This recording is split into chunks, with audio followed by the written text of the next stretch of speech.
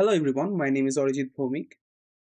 Today I'm going to solve every January CSCA questions.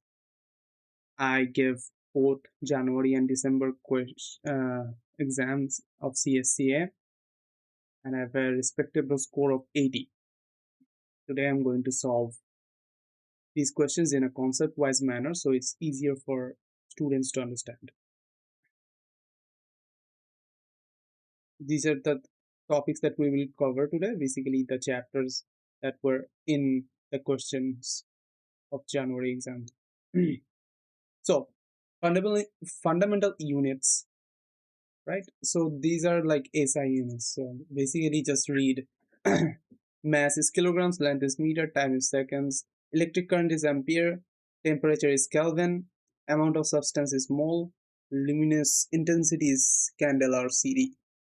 So these are the SI units, and uh, there were actually one question in January exam and it asks for the basic unit of mass. This was actually the first question.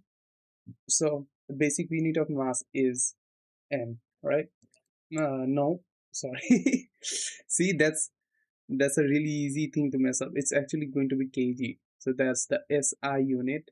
The unit of mass, SI unit of mass is kg, right? So let's go to the next question. Practice model, concept explanation. Okay, so basically particle model. Sorry, I read practice. Anyways, so there were this one question about table tennis, right? And which of the following statements about table tennis is correct? So, ping pong ball is relatively small and can be viewed as a particle at any time. So, whenever you see these questions where they generalize everything, when they generalize like something that it will happen every time, it's probably not true, right? Because there might be some cases where this might not be true. So whenever they say at any time, this might be incorrect.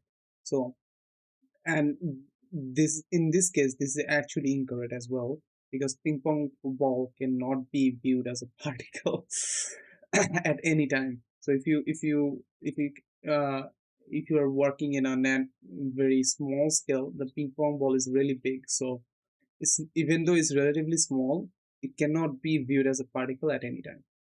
When studying the flight path of the ball, it can be viewed as a particle. This is actually true. So whenever we do maths in projectiles, we throw one from here and it goes to there, right? So in this case of scenario, you can actually think of the ping pong ball as a particle, because, and also you will notice that when studying the flight path, it has specifically mentioned a scenario. Sorry, it has specifically mentioned a scenario where I cannot draw this. It has specifically mentioned a specific scenario where this can be viewed as a particle. So you see, it has limited all the options. Well, this is very broad, this is very limited. So that's why it's probably correct as well. That's how you understand these questions really. The displacement of the ball during its flight in the air is equal to the distance traveled. This is not true. So for example, this is the, let's say this is the flight path of the ball and this is the displacement of the ball, right? This part is the displacement of the ball, and that part is the flight path of the ball. This is the distance, this is the displacement, and they are not equal, obviously. That's why this is wrong. So when studying the rotation of the ball, one must consider it as a particle. So you cannot really calculate a rotation of a particle. Like, how will you calculate it? If it was a triangle, maybe you can calculate it. If you rotate it, it's gonna be like this or something. If it was a square, you can calculate it. But how will you calculate a particle? So this is definitely wrong as well. That is what is explained here as well. As you can see that it says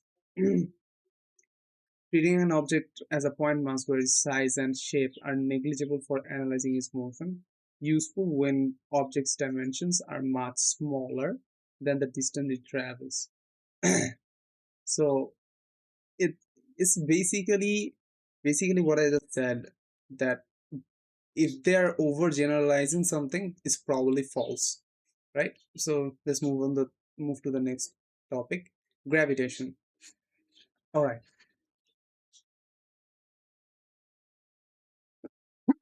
Hmm. So gravitation is a very important topic for CSCA. There were lots of questions from here. So we know the formulas for weight is mg. We know, okay, so this is, you can memorize this, but they will probably provide this information in your question. So gravitational constant of moon is actually 1/6 of the gravitational constant of earth, right? So you can memorize it, but it's probably going to be given to you anyways. So let's see what are they saying. I need to zoom out a little.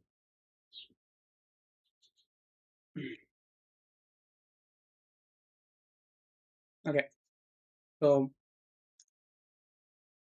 gravitational potential energy, mgh. Yeah, so potential energy of a of an object from earth or from anywhere, if the g is different, is going to be mg times h. So it's just mas, f equal to mas, but instead of a we're using g. So that is the gravitational potential energy. And mass versus weight. Okay, so mass is always going to be constant everywhere. Weight does not necessarily need to be constant everywhere. It can be something different on earth, something different on, let's say, moon or Mars, right? So that's very important. Let's go to the next slide. We can see a question. So in this exam you don't really have lots of time, right? This is question number 2. So let's say question number from 1 to like 25 or like 1 to 30 or something. These are really easy questions, right? So you have to solve them extremely fast because you have to save time for the harder questions. That's why we're gonna be very efficient with our time. So first thing we're gonna look at is what is the last line says. The last line says its gravity on moon is dash, right? So it's wanting the gravity of the moon. So what are we given? We are given that surface of the moon. Okay, so acceleration on the surface of the moon is about 1/6 of that on earth, right? So in the gravity of an object on earth is 120 newton, its gravity on the moon is going to be 60, right? It has to be 60. So basically what I did is gravitational acceleration is 1/6 of the earth. So basically g of moon is equals to 1/6 of g of earth. So if we do a little math and then we multiply, because the mass of the object stays same in both planets, we can say mg of moon is equals to m/6 g of earth. So this is actually the weight in the moon. This is actually the weight of the earth, and as we can see, weight of earth is actually 1/6 of the weight of moon, right? Okay, so actually I actually made a mistake. This is going to be the answer, I think. Yeah, 1/6 in the moon. So you have to divide. So no, I think I was correct the first time. Yeah. G of moon is 1/6 of g of earth, so m/6 g of earth, so mg/6 of earth. So mg is given, which is 120 newton, so 120 by 6, that's 20 newton. Let's move on to the next question. Gravitation. During the ascent of an object, because there are lots of things that are given here, right? So we're going to focus on the numbers. Gravity does negative 70 joules of work. Ignoring the air resistance, which of the following statements are correct? So what does minus 70 joule mean here? This is very simple actually. So let's say on Earth you are pulling an object upwards to, let's say, here, right? Let's just say that, and the gravity is constantly pulling it downwards. So we actually know the work done by gravity is going to be F equal to, oh no, sorry, W equals to F S cos theta, right? And as you can see, and the cos theta is actually the angle between the displacement and the force. So in this case, as you can see, the displacement is the opposite of the force, because the force is the gravity here and the displacement is upwards, right? So it's actually kind of like this. The angle between the displacement and the force is 180 degree in this case. That's why cos 180 degree is minus 1. So that's why it's actually doing, the gravity is doing minus 70 joules of work when we are pulling an object upwards from Earth, right? The gravity is doing minus 70 joules of work. So from this minus 70 joule, we can understand that something is getting pulled up, right? So when we know that, we know like, so it's h is increasing, height is increasing. So we can say that they're talking about potential energy, mechanical energy, potential energy here. So we can just say this is the formula for potential energy, and if height increases, of course potential energy will also increase. Potential energy will also increase. Okay, so this is going to be our answer. Potential energy remains constant. No, it will increase by 70 joule. Mechanical energy always stays the same, so it's never gonna change, right? So let's go to the next question.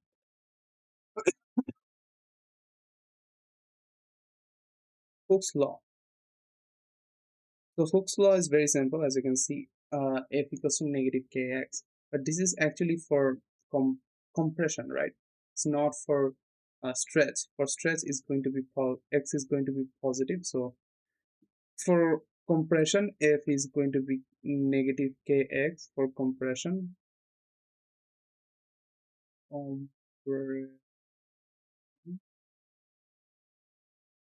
And for stretch it's going to be kx.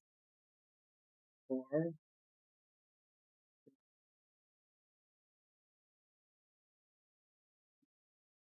anyways, I'm actually new to the graphic tablet. Do not judge me, okay? Let's go to the next question.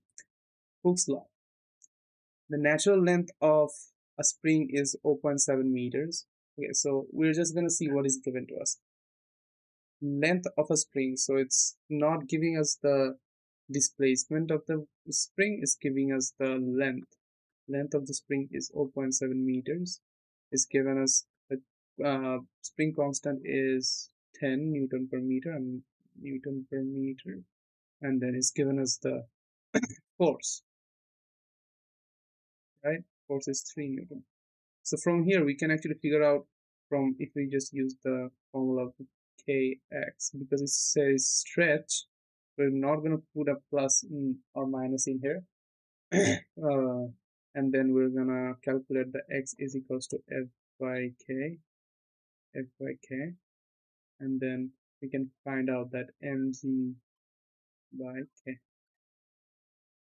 So f is given, sorry, so f is given is 3 and k is going to be 10. So, so x is going to be 0.3 meters, and fact that its original length was 0.7 meters. We're just gonna add these two things up, and then we're gonna have 0.7 plus 0.3, that's 1 meter. Let's go to the next question. So Newton's law on dynamics. So we all know the most famous Newton's second law, that is F equals to ma, right? And I actually like to say it as del del p by del t, right? Because it's a lot more convenient. There are lots of questions where you can just use this formula and then it becomes really easy to solve that specific question. Anyways, we're going to look at them later. Now we can see this apparent weight and apparent weight. So what does these things mean and what is this, right? This is actually a very important topic in CSCA because there was one question from it actually, and this is actually a topic of lift. Let's say you are in a lift and you're going upwards, right? Let's draw a lift right here, and you're going upwards, okay? And you're standing here. So the weight that you feel is actually not this weight. That's not the gravitational weight. You don't actually feel it.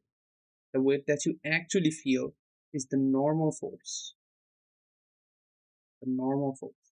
So if you calculate the normal force in this case of scenario, normal force is going to be mg plus the fact that there is another acceleration here. Let's say it's accelerating, is going up with a acceleration, is going to be ma. That's how we're going to get mg plus a. So whenever there is a problem about lift and the lift is going upwards, we're going to just do mg plus a to figure out the weight that he is feeling, the apparent weight, okay? So when it's going down, it's just going to be the opposite direction. This is going to be this is going to be the opposite direction, and we can see that it's going to be negative, and this will also be negative and negative. Right? So let's go to some questions. Okay, so there's also another thing about resultant forces. This is actually very important as well. When two forces acts on an object, let's say this object is being acted on by two forces acts on an object, the resultant force cannot be more than their addition, f1 plus f2. It cannot be, their r cannot be, r has to be less or equal than this, and it cannot be actually the difference of their of these two forces as well. So basically this line right here, it cannot be more than this, cannot be less than this as well. It has to be somewhere in between or equal to them. So we're going to take a look at these questions and these things will be clear to us further. So it wants the magnitude of the resultant force of this force cannot be. So it has to be from, let's say, 2 Newton to 8 Newton, right? Because if you add these two, that becomes 8. If you subtract from 5 to 3, it becomes 2. So it has to be between 2 to 8, right? So we have 2 here, which falls under this, 9 which doesn't falls under this condition. We also have 5 which falls under it. We also have 8 which falls under it. So this is actually the right answer. Let's go to the next question. The pressure exerted on the floor by a person with a mass of 50 kg inside the elevator is, okay, so it says the acceleration is this much. They're talking about an elevator. Do not overthink it. Okay, they have given us the mass, they've given us the g, they've given us the acceleration, and they're saying is vertically upwards, right? So it's just going to be F equals to mg plus A. So m is 50, g is 10, plus A is 2, that's 12 times 50, that's 600, right? So let's go to the next question. Magnitude of the force. You see how I'm just targeting the last line and then going from there. That's what I do in the real exam as well, and that's what you should do in the real exam as well to save time.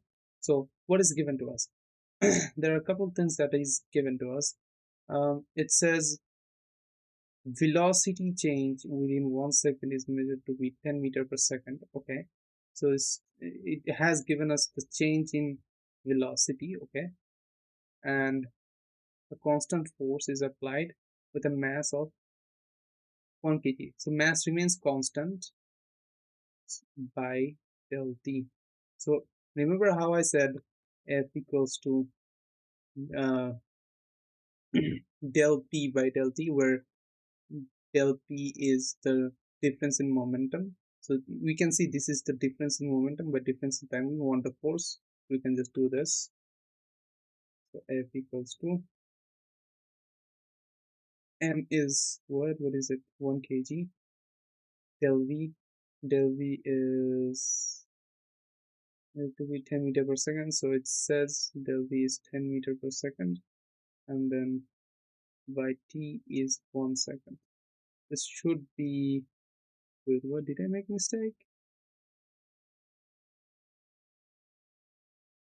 It should be 10, right? No, wait.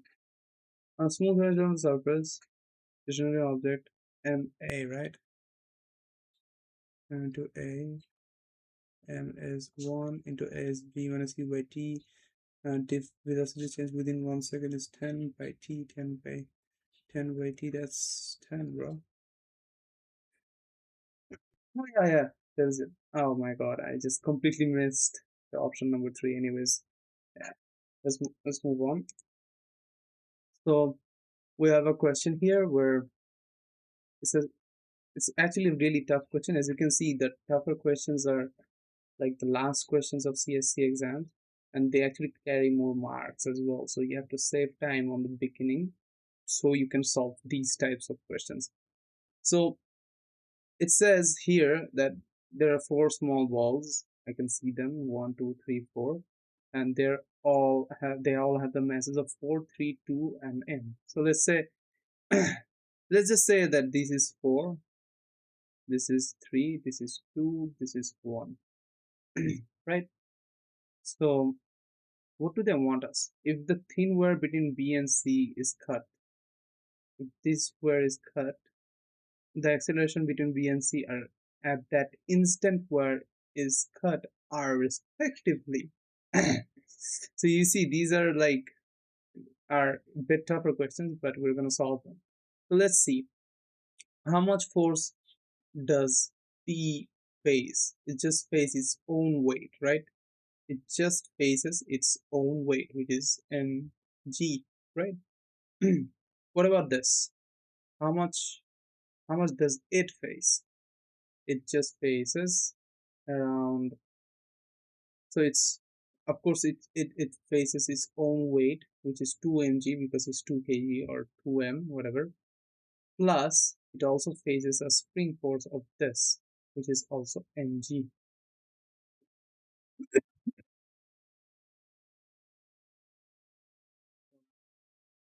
Just mg. So for C, it's 3 mg is facing, right, downwards, which is 3 mg downwards, and so it has to be pulling 3 mg upwards between B and C, 3 mg upwards, and then this is all it. B also has a weight of its own, which is 3 kg. So what does B faces? B faces its own weight, which is 3 mg, plus the downward force that is C is where is providing, which is also 3 mg. So it's facing 6 mg, and its upward force is actually 6 mg as well, because it has to balance it all out, right? The upward spring force. So when you cut the wire, couple things happen. When you cut the wire, for B, this does not face this 3 mg anymore, right? Because there's no downwards force. There's only this one outwards force. So its force becomes 3 mg, 3 mg, right? Upwards, 3 mg upwards. So if we divide it by its own mass, which is 3m, we can get the acceleration, which is g, just g, right? So we can already tell these are the only two options that we can work with. So now, what do we see here? What about the forces that C faces, right? The C phase was facing a force of 2 mg upwards, right? No, the C was facing 3 mg downwards, 3 mg downwards, and that is still all there because it's attached to it, right? So it's actually only facing 3 mg downwards. That's why if we divide it by its own mass, which is 2, so 3 by 2 into mg, which is 1.5. So this is going to be the answer. So these are like the tough questions of CSCA, which you need to save enough time for, and you actually need to have really good basics for these questions as well. If you get these questions wrong, I probably got this question wrong in the real exam as well. I probably saw this and I was like, yeah, I'm good, and moved on. I probably gave like 2g plus 1.5g, and just that is also another thing. There's no negative marking in this question, so just don't leave anything blank, right? Let's go to the next slide. Friction. Friction is a very important topic as well in CSCA. You can see there are formulas of frictions. So this is kinetic frictions and this is static friction. So what is the difference between kinetic and static friction? It's very simple actually. So the friction that you face when you're still is static friction, right? So for example, this thing here is still, that's why it's actually not facing any friction at all. Whenever you provide a force and it still doesn't move, let's say you provide 5 newtons of force but it's not moving, that means it's facing static friction. And there is a maximum static friction of, like, let's say the maximum static friction of this surface is like 10 newton, right? So if you unless you push over 10 newton, this will not move. That is like the concept of static friction. And for kinetic friction, it's actually different.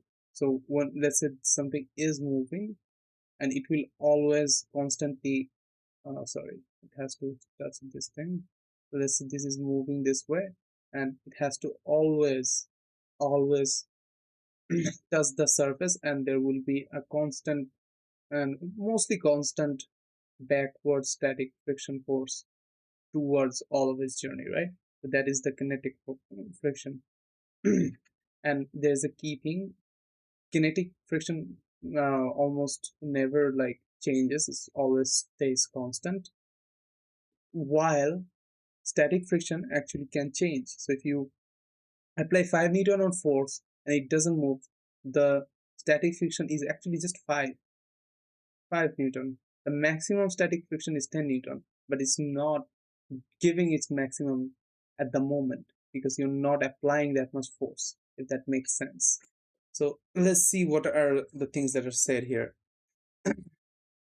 You guys can read this. These are like really important tips, and there are a couple of tips for common pitfalls, as you can see.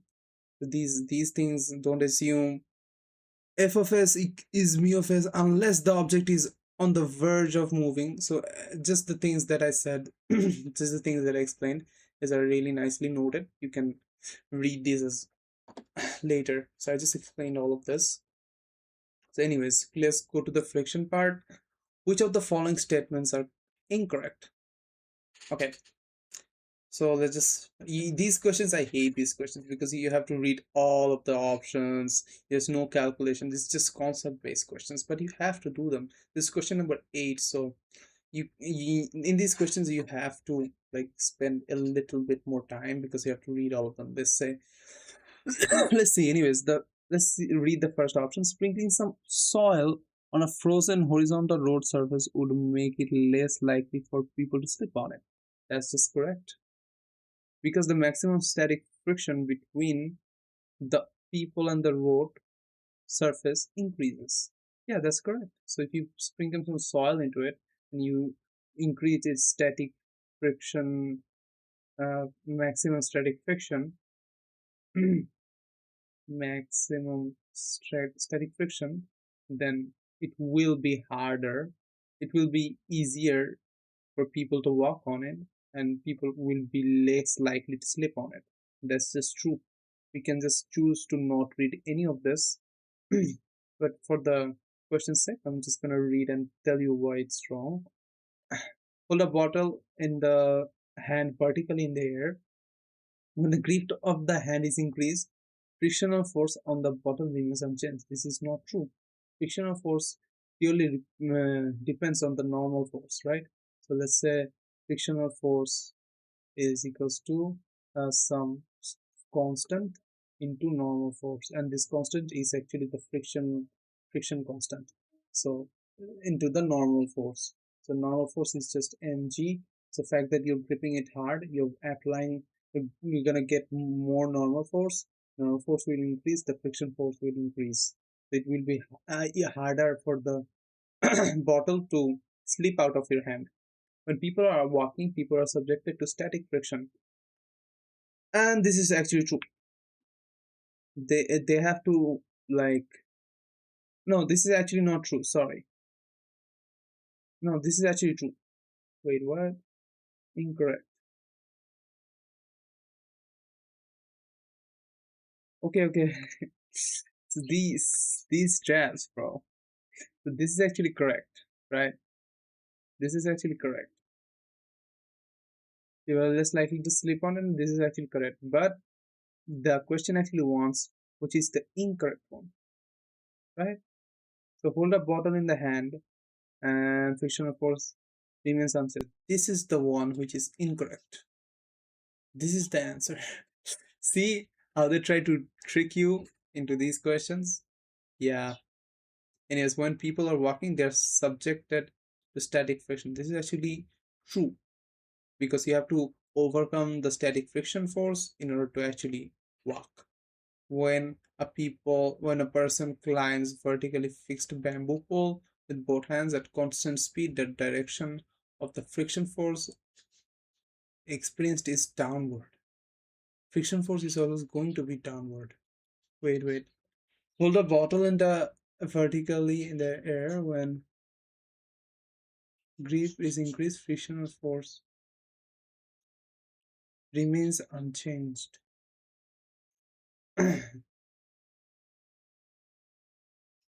Why isn't this wrong? Why isn't it wrong? This is wrong. This is the correct answer. So when a person climbs vertically fixed bamboo pole with both hands at constant speed, direction of the friction force is experienced downward. So this is correct, this is correct, this is correct, this is wrong. That's why this is going to be the answer, right? Okay, let's move on. Question number 14. So what is given to us and what do they want?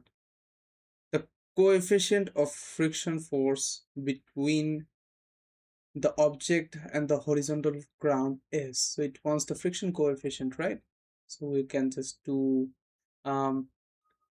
F is equals to mu of S or K, whatever, this in this case probably K, mu of K times mg, which is the normal force. So F is given 3 Newton, right? So sorry, 3 Newton. So what about the mu of s? We're gonna figure out this. Let's just say this is x. M is, what is m? 1 kg times g is 10. So it's just going to be 0.3. X is just going to be 0.3, right? Let's see. Kinematics in one dimension. So it's just formulas for kinematics. U equal to v equals to u plus at. V is the final velocity, u is the initial velocity. And what about this? S equal to ut plus half at square, v square equal to u square plus 2as, s equal to u plus v by 2 into t. By the way, this formula we often forget about it, but it's actually very important, and there are cases that you can use this formula for the exam. So this just says the formula again. Anyways, so okay, graphs. These are really important. So they actually missed A, B option. Anyways, so which of the following graphs represents the motion of a car moving on a straight with constant acceleration? Okay, so these are x versus t graphs, and these are v versus t graphs, right? So let's look at the x versus t graphs first. So we know that as x is displacement in this case, so x is half ut plus half a t square, right? When there is an acceleration involved, constant acceleration, this is the formula for displacement. From here we can see x can be said is equals to like half a t squared or something, like x equivalent to t squared. There's going to be a curve. None of these are curved, so that's why these won't be true. Okay. And uh, I think they're implying that the first initial velocity is 0, so this will be 0, and you can say that x is equivalent to t squared. So that's why none of these, and the graph of this will be something like this, right? X versus t, x versus t graph. This will be the graph of x versus t, right? So none of these are those. So it's going to be between these two. So let's see v versus t graph. So what we can do? So we can write v equals to u plus at, but in this case u is 0, so we're just going to write a times t. We can compare it to y equal to m into x, like the graph straight line that goes from the origin to creating our gradient, which is the m, right? In this case, the gradient is acceleration, which is completely constant, so the gradient doesn't change, so it's a straight line which crosses through the origin point. So this is going to be the answer, right?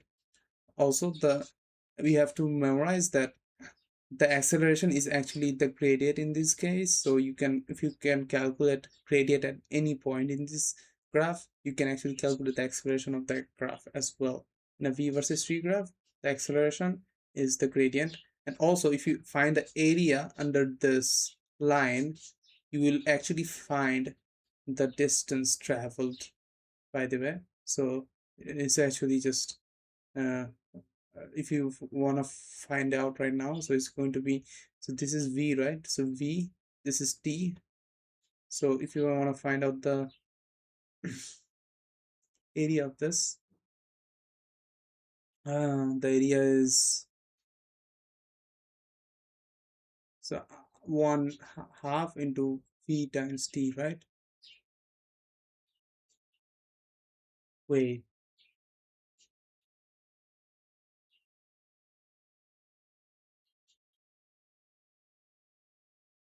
yeah, that is going to be the area of this curve. Anyways, let's move on. Kinematics in one dimension. An object falls freely from height of 5 centimeter. The time it takes to reach the ground is so it wants to calculate the time that it takes to reach the ground. So we know that height is given, which is 5 is equal to half, and give 2 equal to, anyways, half gt square, right? 1 by 2, g is 10 into t squared, which is not given, which we were going to calculate it. So it's 5 5 5 1, t is going to be 1. That is going to be the answer. So this is half gt squared, just h equal to, okay, I'm just going to write down the formula. H equals to half gt squared, right? That's how I got the t. So there is another graph. This is an x versus t graph. So what is the gradient of x versus t graph? The gradient of x versus t graph is actually just x versus t graph, just x equal to vt, right? Because there's no acceleration here. If there was acceleration here, it will have a curve, but as there is no acceleration here, we can tell that it's just an x versus vt graph, right? So in this case, the acceleration and the gradient is actually the velocity. So in here the velocity is positive, in here the velocity is negative, right? So from 0 to 4 second, 4 second it traveled 4 meters. Okay, so it wants to know which of the statement is correct. Within 0 to 4 seconds, the displacement of the toy's movement is 8 meters. 0 to 4 second, the displacement is 4 meters, as you can see from the graph. So this is not right. Within 0 to 4 seconds, the speed of the toy car is 1 meter per second. So we are trying to figure out the speed, the velocity, right? So you can just divide by x by t to get the velocity here. So 4 by 4 is going to be 1 meter per second, and that is going to be our answer. Let's move on to the next question. So kinematics in one dimension, and we have other questions about the speed at the water droplet. Okay, everyone, my electricity actually went out. Anyways, I'm back now. Let's start from this question. So it has given us the height is this much, and then water droplet falls to the ground. Okay, so it wants, what does it want? The speed at which the water droplets fall to the ground. So it wants the speed, right? So the speed is actually very easy to get. I actually like to use this formula called v equals to root 2gh, right? This is a really good formula. We can do v square. It's actually came from this formula, v square equals to u square plus 2gh, right? Or 2as, whatever you like to call it. And then from there, if you want to get v and u is 0, then it's just 2gh. And you would see that this has mentioned that the initial velocity is 0. So let's go to the, okay, so let's calculate it real quick. 2 into 5 is 20. Sorry, 10. 10 into 10 is 100, so it's going to be 10 meter per second.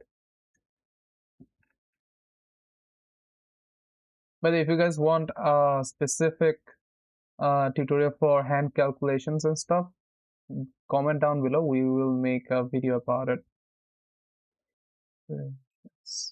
Right? Okay, let's see. Maximum deceleration of a small car is 6 meter per second square. Okay, so it has given us the acceleration, which is a omega. Okay, so wait. So acceleration is actually, no, it's not in over. Oh, okay. I have to read this question real quick. The maximum deceleration of a small car is 6 meters per second square. A driver is driving a car on the highway at the speed of 108 km per hour. If the driver's reaction time is 1.5 seconds, the minimum safe distance from the car ahead should at least be this much, right? So, okay. So this is it's a bit tricky question. I actually got this question wrong. I completely remember like doing this. I remember doing this. Wait, I think I did something like s equals to u into t, where I put t is equal to 1.5 minus half a t squared. That's what I did, and it did not match the answer.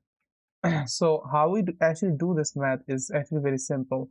So it's just v squared is equal to u squared minus 2as, where s is the distance that's being traveled, right, to before it stops, before, and where v is actually 0. So u is, what is u? 108 kilometer per hour. So if you want to convert 108 kilometer per hour to meter per second, it's actually just divided by 3.6 or 36. You can divide it by 36, you would see that it's how much is it? So it's actually 30 meter per second. Okay, so it's going to be 900, sorry,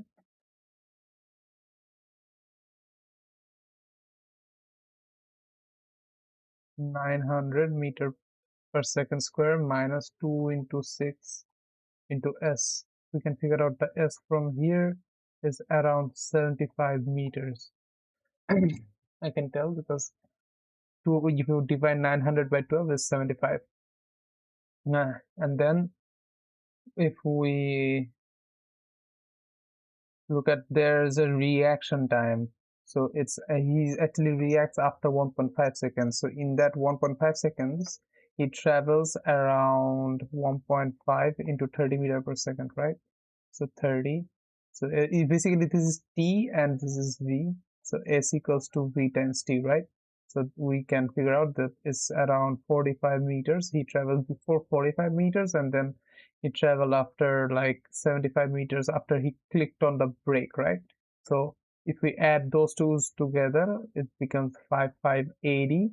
So 80 plus 40 is 120 meters. That's the answer. So let's go to the next question.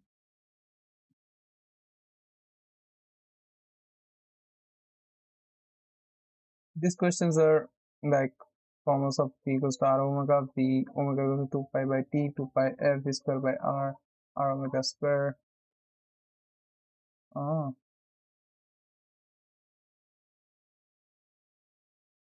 v square by r omega. Okay, okay. So these are the rotational formulas. These are very important. I like to memorize them by, like, if the linear thing, for example, linear velocity is this, then angular velocity would be just the angular velocity times r. So you can actually apply it to a lot of things. For example, let's say angular what they call angular acceleration, if you want to call it that. Yes, angular acceleration. This is actually going to be normal acceleration equals to angular acceleration times r. So there are lots of things you can get by just times the radius. If you just multiply the radius to get it. For example, we are getting the linear velocity by multiplying angular velocity to radius. Now you can also see the formula for omega is 2 pi by t. Basically it's just 2 pi or theta. Theta is actually equivalent to distance in linear. This is linear, this is angular. So there are two types of uh, motion, right? There are linear motion, there are angular motion, and in angular motion usually uh, the distance traveled is actually measured in theta. So if you just do v equals to omega is equal to theta by t, right? And theta is actually the whole circle. So let's say how much does it take for it to, how much time does it take? Let's say you figure out it takes 5 seconds to do one circle. So one circle means 360 degree, which means 2 pi by the time it took to make that circle happen. So this is 6 seconds. So that's going to be the omega of that uh, specific particle, right? So this is the formula for omega. This is actually the centripetal acceleration, v square by r, or r omega square. This actually comes very often in the exam. Yeah, how did we get from here to here to here? It's actually very simple. If you just replace v to omega r, you will actually get this. So if you cannot memorize both of these formulas, you can just remember a equals to v squared by r, and then you can put v to omega r, and then you can get this formula, right?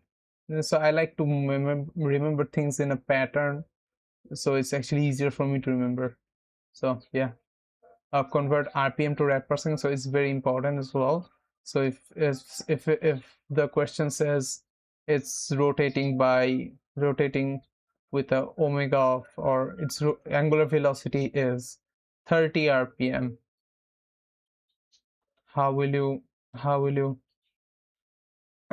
how will you convert it to rad per second, which is the SI unit of rotation?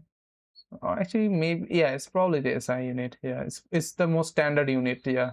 So if you want to convert it to rad per second, which is radian per second, by the way, so you just have to do 30 into 2 pi by 60, and then if you just divide it, so it just becomes half 1/2. So it's pi rad per second. Rad per second. Pi rad per second. That's how we convert from rpm. This is basically rotations per minute, by the way. There's also rps, rotation per second. So yeah, all that good stuff. Anyways, in the case of rps, you don't put 60, you just put 1 here. Anyways, let's move on to the next slide. Let's look at some questions here. So let's see, the Ferris wheel is this. Kevin rotates the wheel once, and its distance and displacements are. So displacement is okay. So this thing rotates once, so it goes from here to here one time. So that means the displacement is going to be 0, because it did not travel, it did not move from this position to any other position. It just stayed in this position. It didn't stay, but the displacement is the minimum distance between 2 points, and the both points are this point, so that's why this displacement is 0. And if we are talking about the distance travel, then the distance travel is 2 pi r. That means the answer will be this. So let's go to this next question, where they are asking the linear velocity and the angular velocity of the object during the motions are. So they're asking the linear and the angular velocity. So what is given? The radius is given, the period is given, and that's it. So we can figure out the omega by 2 pi by t, right? So t is 5 seconds, so 2 by 5, pi is going to be the angular velocity, which is going to be 0.4 pi, right? So we can already tell these three options is among these three options, and then we can figure out the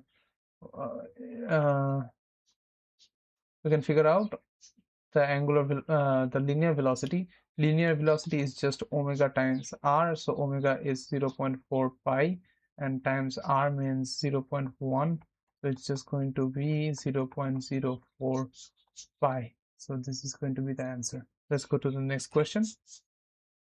Circular motion.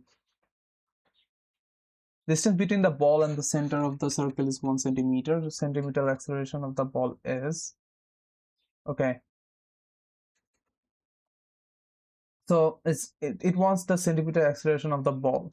So we have two formulas, v squared by r and omega square r, right?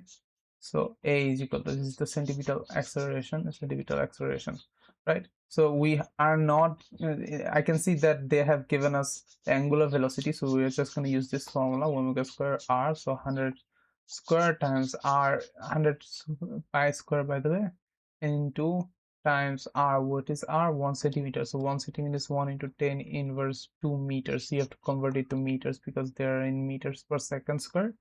So if we just, this is minus 2, 10 inverse 2, because 1 centimeter is equals to 1 into 10 inverse 2 meters, right? That's why I converted it to meters. Anyways, if we times this and this, that becomes 100 pi squared meter per second squared, right? So that is going to be the answer here. So this question has come in both January and December, and this is a really important question. So this question, basically it says these two objects, they have the same mass, and it asks if they have the same, and what is the same, what is correct, like among these options, which one of these option is correct. They're stationary to the desk, so they're moving with the desk. So we know the angular velocity's formula is 2 pi by t, 2 pi by t, and the angular velocity does not depend on the radius or the mass, right? So, and the same goes for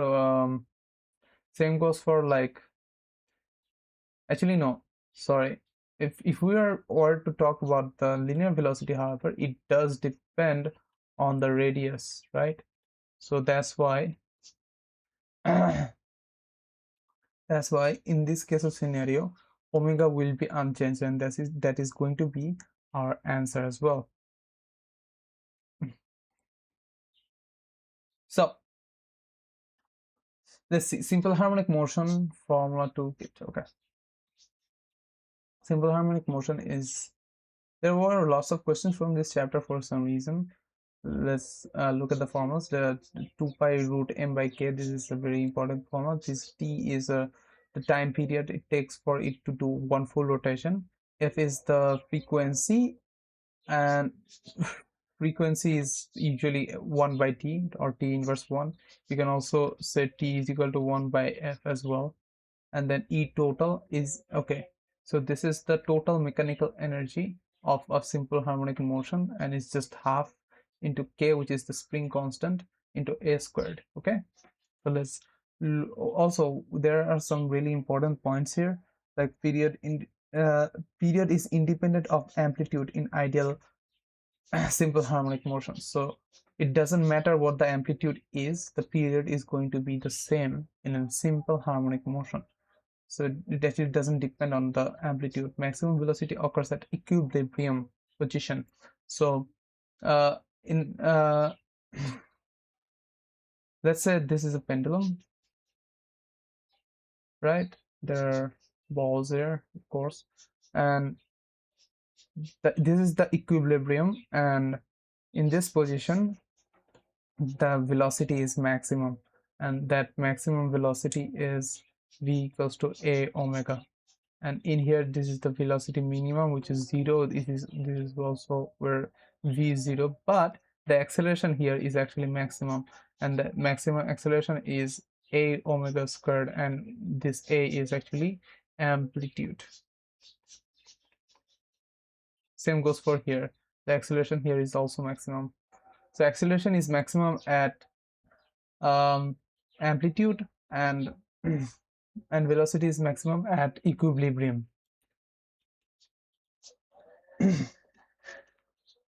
Larger mass equals longer period, and spring constant, larger spring constants means shorter period. You can tell it by looking at the formula as well.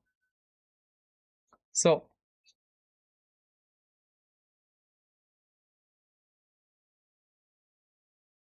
I think this question was actually wrong. So it's supposed to be, I think, 3 centimeters, I guess.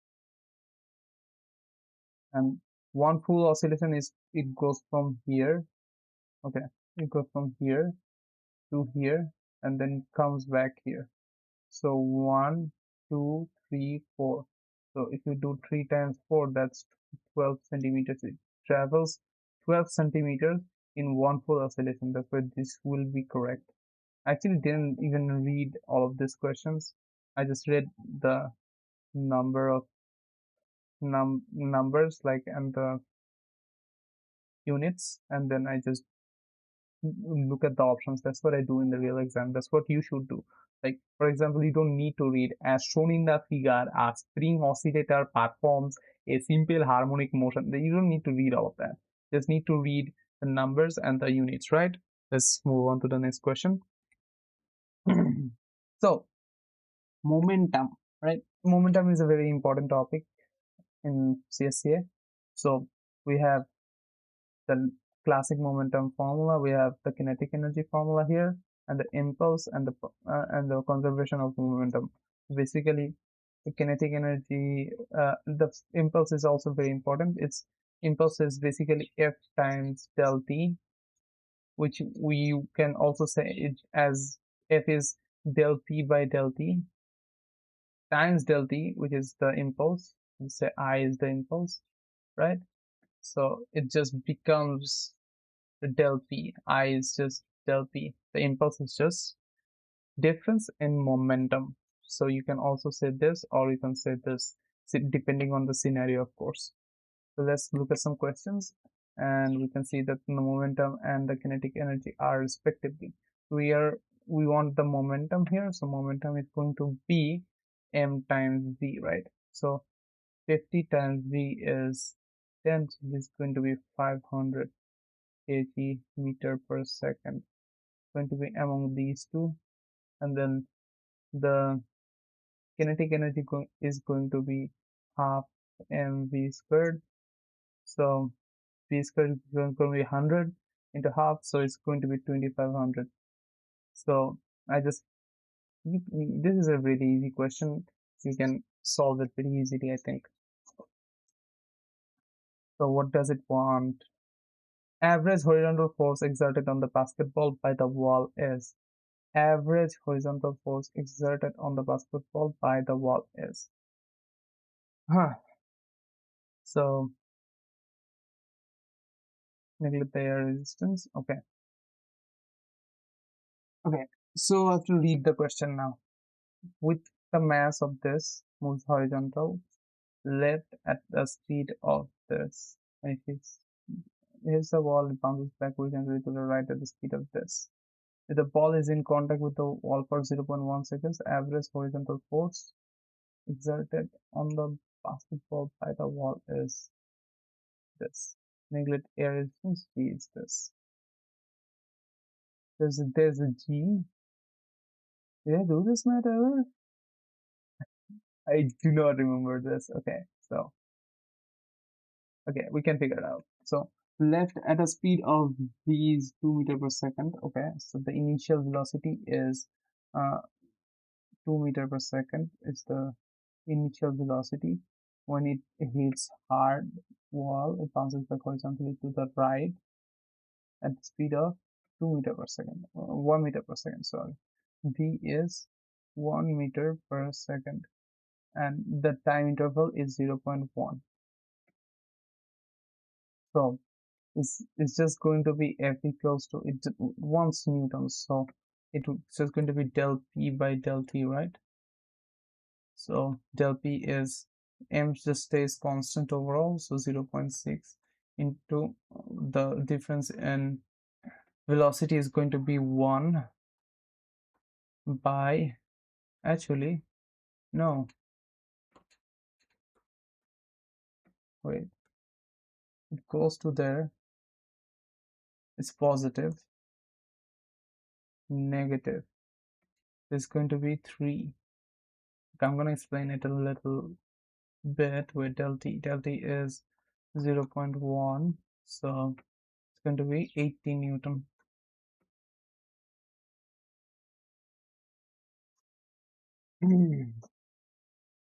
Okay, so I'm gonna explain it. So I actually did this math in the exam. I've just For some reason, I forgot everything about it.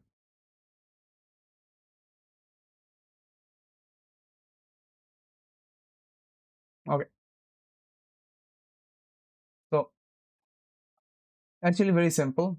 So what it says is there is a basketball. It has a 0.6 kg mass. It moves from left to right. It hits a wall, and then it bounces right back, like okay. So and its initial velocity was 2 meter per second. Its final velocity was 1 meter per second, and it stayed in it stayed contact with the wall for 0.1 second. So we know that this is like del t. This is v of final. This is v of initial. This is the mass. So we have to figure out the force, right? The force is difference in momentum by difference in time. So difference in momentum, we can just say that m1 v1 minus m2 v2 by del t. In this case, m1 and m2 are same, so I can just take them common, which is 0.6. If we take them common, v1 minus v2 by del t. Del t is, well, del t is 0.1, so 0.1. So if we divide it by this, it's going to be 6, and v1 minus v2. Okay, so v1 minus v2. So this is the trick here.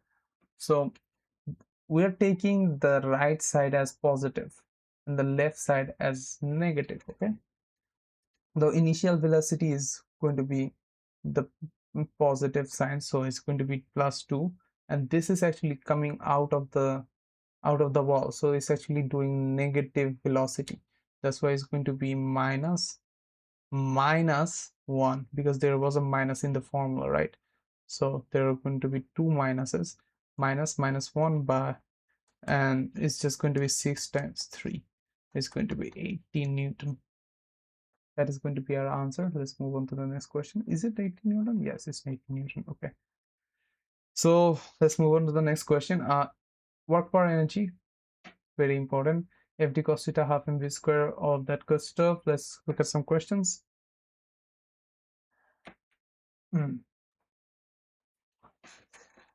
The work done by the force on the box is, so it's given us the cos 37 is 0.8. Given us the S, just do it, bro. Just do it. W is equal to F into S into cos theta, where F is 50, S is, what is S? 10 meters, into cos 37 is 0.8, which is going to be 0.8 into 10 is going to be 8, but that's 40. And this is 8, and if you multiply 8 by 50 is going to be 400, right? Next question. Okay, a lot of people actually got this question wrong. I'm going to explain this question really well. So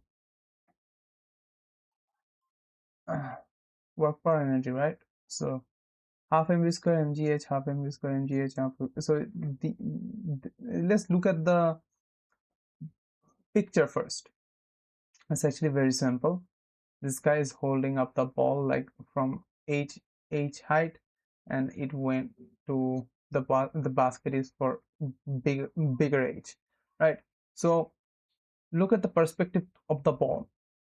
The ball at h height has a potential energy of mg small h, because it's in a h height, right? And then you're throwing the ball. You'd see that with the mass of height and initial velocity of v, basketball just enters the basket. So you're throwing the ball at v velocity from h height, so it also will have another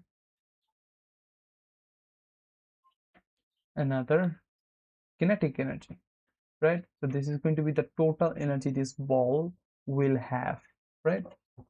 So, and the total, it actually wants the mechanical energy of the basketball in the basket is, and the mechanical energy is going to be the total energy.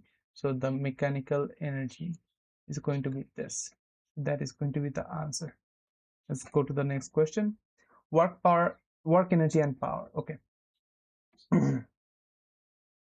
Resistance experienced by the car while driving the road is. Okay. So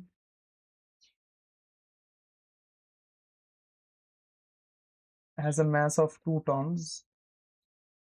There are some questions that I guessed. I still remember them. Wait, power is 30 kilowatts. So power is 30 kilowatt. V is 72. On a level ground, resistance experienced by the car while driving the road is. Okay. So let's see. Power is equals to F times V into 30 kilowatt. F is, so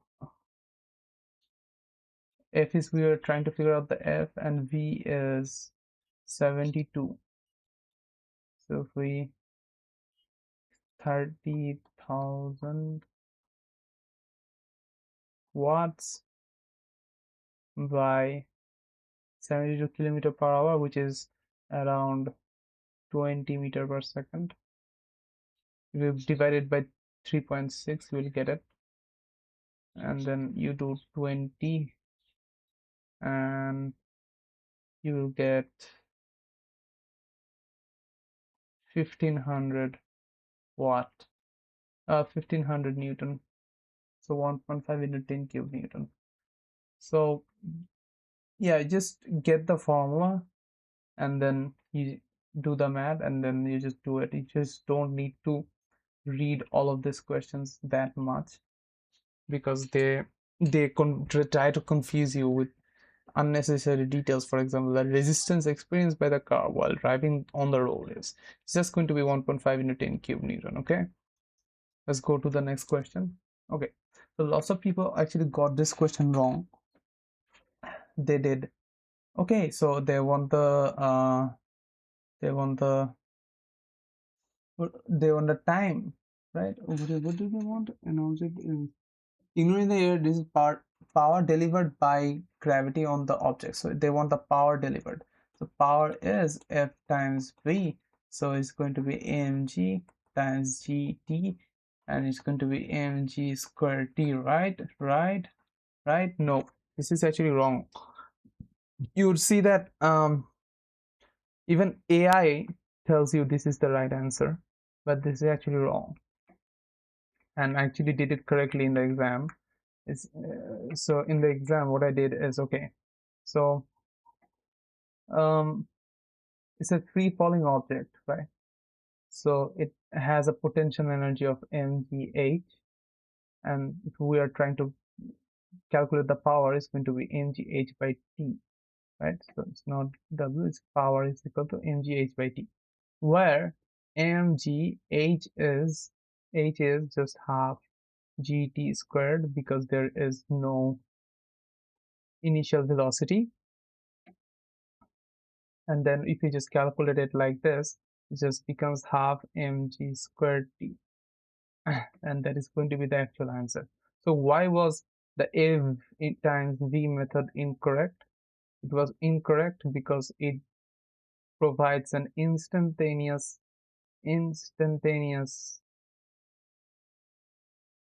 then okay me us power, not the power over time, right? So if you want to calculate the power over time, this is the way to calculate the power over time. Okay, let's go to the next question. Frequency, wavelength, and period. Relationship of velocity, frequency, wavelength, and period. Okay, so we know the formula for waves is v equal to f lambda, or lambda by t, and these are like the notations and stuff, amplitude and phase annotations. Let's look at the questions, bro. Okay, so which of the following questions is correct? So within 0 to 6, particle has traveled 18 centimeter. Is that correct? No. Okay, so x is time, y is the direction is the wave velocity is wait, x is not time. My bad. So with a wave velocity of 10 meter per second, wavelength at t0, waveform at t0 as shown in the graph in the figure. Which of the following statement is correct? Okay, so wavelength is 4 meters, period is this. In 0 to 0.6, the particle has traveled, p particle has traveled 18 centimeters. Within 0 to 6, it has traveled, so it has from 0 to 2, it has traveled 6 meters, and then from 2 to 4, it has traveled another 6 meters, 12 meters, and then from 4 to 6, it has traveled 18 centimeters. Yeah, I think this is correct. Is it correct? Let's look at the other options. Wavelength is 8 meters and the period is 0.8 meters. Wavelength is 8 meters, the period is 0.8 meters. So how do we figure out the wavelength here? Wavelength is actually 8 meters, that's correct. The period is 0.8 meters. If we want to figure out the period, so lambda is 8, v equals to f lambda, where, wait, 0.6 seconds. It's not 6 seconds, so it's not going to be correct. I thought it was 6 seconds. My god, they give a lot of traps, bro. Anyways, so is the velocity given? Yes, the velocity is given 10 meter per second. So if we do put 10 here, f is we're trying to figure out the f, and the lambda is 8, so it's going to be 0.8. F is going to be 0.8, not the period, the f, I think, right? No, the period is going to be 0.8. So if we put f here, it's going to be 1 by f, which is t, and then 10 here is 8 by 10, which is 0.8. So yeah, okay, I'm just gonna clean it up and explain it to you better. Okay, so basically we're trying to figure out the period. We have the velocity, which is 10 meter per second. We have the frequency, which is we don't have the frequency. We have the lambda, which is 8 meters, and then we're trying to figure out the f equals to lambda by v. So 8 by 10 is equal to sorry is equals to v by lambda. So it's going to be 10 by 8, but we're trying to figure out the time period, so it's going to be 1 by t is equal to this, and then is equals to t is equals to 8 by 10, which is 0.8. Okay, let's go to the next chapter, which is optics. So in optics, we really have to remember this formula. This formula is really important, which is n1 sine 1. Okay, so it's written here, I'm not gonna write it again. So I is the angle of incidence and r is the angle of refraction.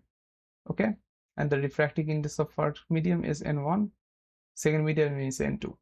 So let's look at some questions here, and we would see that refractive index of the medium is, okay, so n1 sine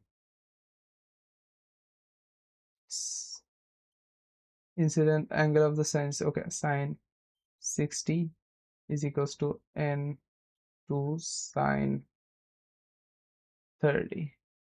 They did not put degrees here. Okay. Anyways, if the refractive index of the air is n1. Okay, so air it says is 1. So 1 sine 60. We are trying to figure out the n2 here, sine 30. So n2 is just sine 60 by 30, sine 60 by 30. 60 is root 3 by 2. 30 is half. So it's going to be just root 3, I think. They have repeated the root 3 options. Anyways, this is gonna, yes, let's go. Therefore, the refractive index of the glass is, okay. Mhm.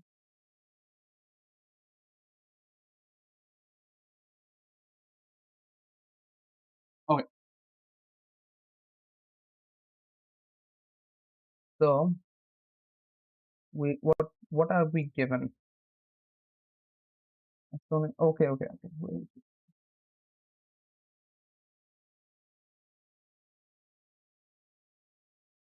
Showing the figure, cross section of a thin monochromatic beam travels through the cylinder towards the center of the same circle, O at the incident angle of alpha equals to 30 degrees. Okay, so this alpha is 30. That means this is refractive beam of the are exactly perpendicular to each other. So these are perpendicular. Okay,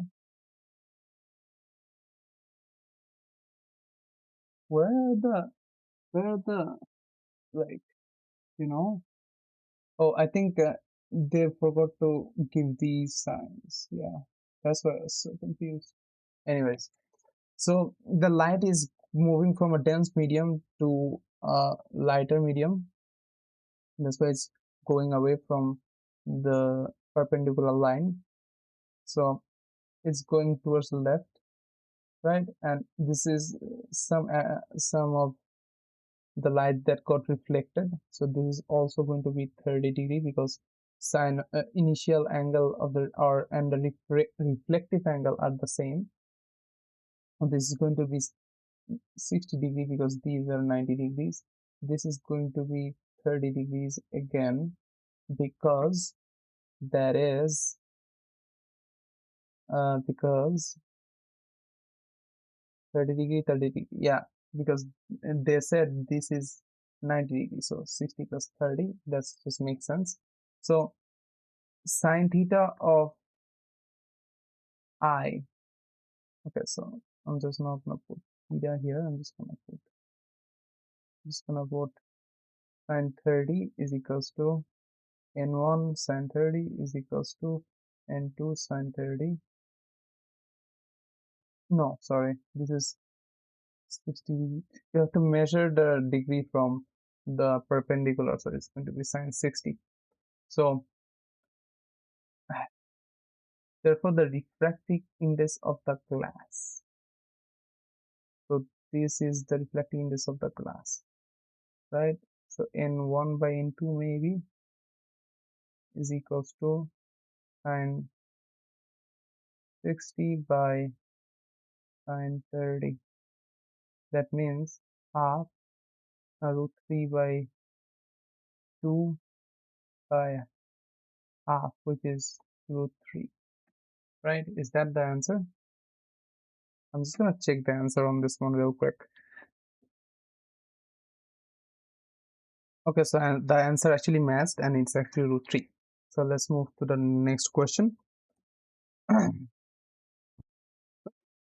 So we got electric circuits here, and for series connections, if you want to get the equivalent resistance, you just add them all up. For parallel connections, you just inverse them and then add them, and you have to inverse the whole thing in order to get the actual equivalent resistance. And we all know this is the Ohm's law. P equals to IR, P is to VI, I square R. Okay, so this is very important. You just have to remember this thing, that power is equals to voltage times current. And then you can just put, if you want something like this, for example, you can just put, instead of, it doesn't have V, right? So just instead of V, just go I times R into I. So it just becomes I square R. So if you want something else, just replace the other thing. For example, if you replace it by V by R, so it just becomes V squared by R. E is equals to. So that's how I like to memorize it. You can memorize it in different ways. I'm just going to clean it up. Okay. So E is equal to IT, and if you are calculating a parallel resistance between only two resistors, then you can do something like this. For example, if it's this case,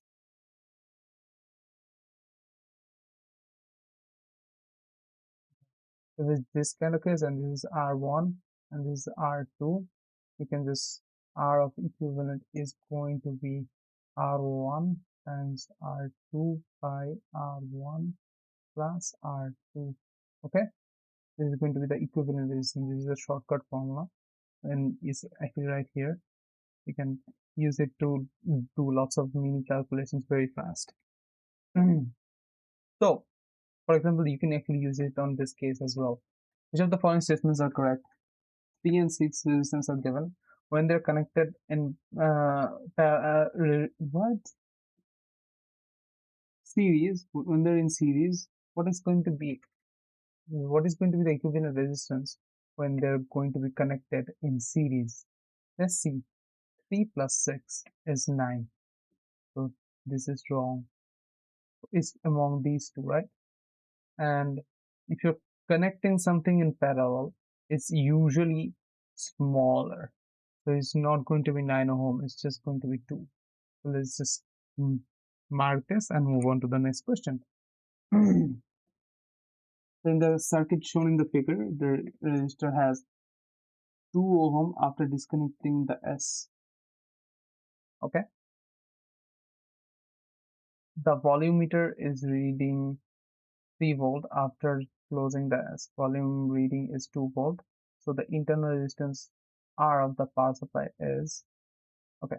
So we have the internal, so internal resistance R of the power supply is R of the power supply. Okay, I get it.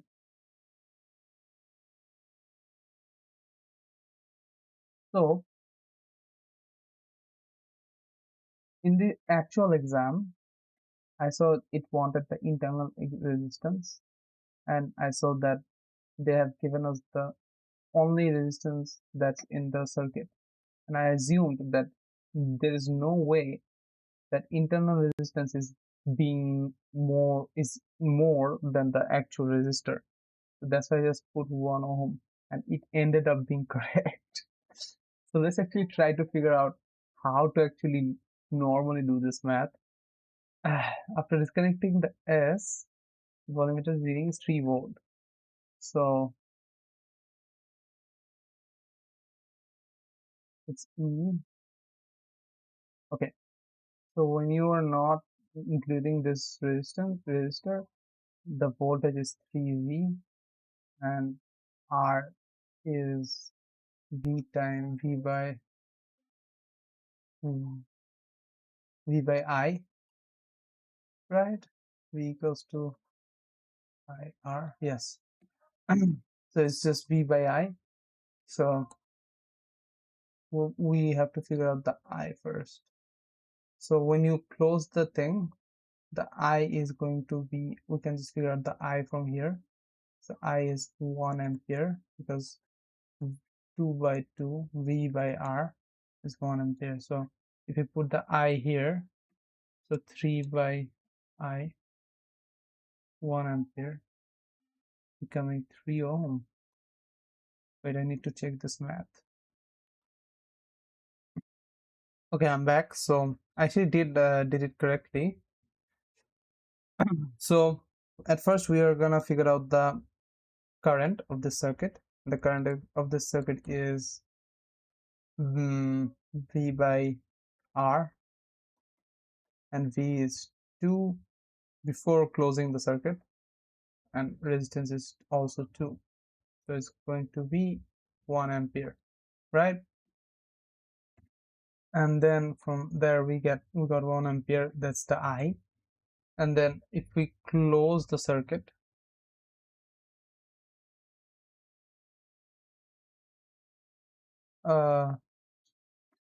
closing is, the voltmeter is reading 2 volt. Okay, so before closing the circuit is 3 volt. So if we just do, before it was 3 volt, and then after it became 2 volt, right? So the volt loss is 1 volt. So if we are trying to figure out the resistance of the internal resistance, then it's just going to be V by I is equals to R. So just 1 by 1, and it's just 1. That's right. Anyways, let's go to the next question. If the current passing through the wire is this, okay, this is I, within 0.5 second is, okay, so I is equals to Q by T, right? Q is and IT is equals to Q, and 1.6 times 0.5 is going to be 0.8 C. That is going to be the answer. nRT, yes, this is the ideal gas formula, P equals to nRT. You can compare lots of things with this.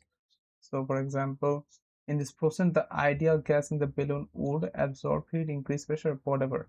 So what is, okay, so I can already see gas remains constant, volume of the gas remains constant, right? So the temperature decreases, the pressure has to increase.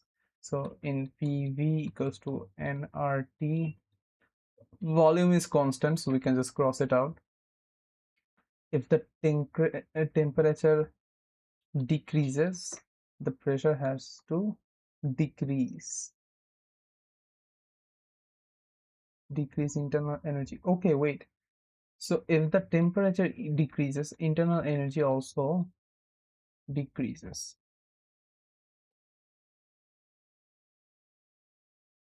What is internal energy? Internal energy is basically, let's say it is totally dependent on temperature.